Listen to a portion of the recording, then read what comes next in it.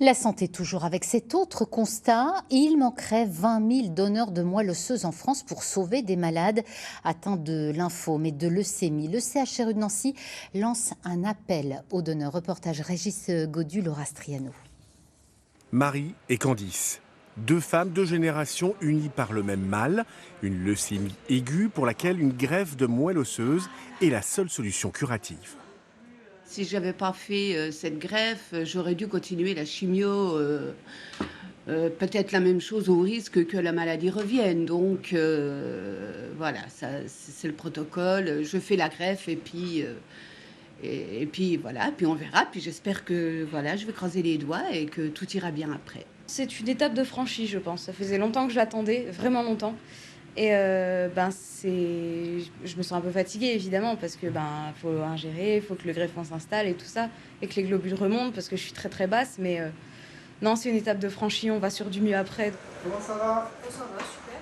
La greffe de moelle osseuse est en elle-même un acte de soin relativement simple à vivre pour le patient, s'apparentant à une injection de plaquettes. Une mise à jour qui intervient après la destruction de la moelle osseuse défectueuse pour la remplacer par des cellules souches saines. Mais pour ce faire, il faut des donneurs compatibles. Une greffe de moelle, il faut un donneur qui soit compatible sur le plan immunitaire. Malheureusement, dans les familles, on a de moins en moins de chances d'en trouver des donneurs compatibles. Et donc, on a absolument besoin d'avoir recours à ces donneurs volontaires qui, par chance, peuvent permettre de greffer nos patients dans de grandes proportions de cas. Le receveur doit être en bonne condition physique pour donner toutes les chances à cette greffe de réussir.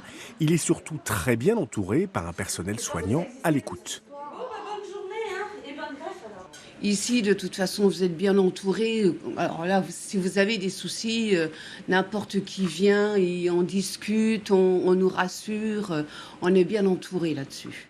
À 19 ans, Candice, elle, s'est découvert une vocation auprès de ceux qui sont en attente de greffe. J'ai eu la chance de croiser l'association Leucémie Espoir à Mercy. Et j'aimerais bien faire les formations patients référents, patients ressources pour aller voir les patients atteints de leucémie et plus généralement du cancer.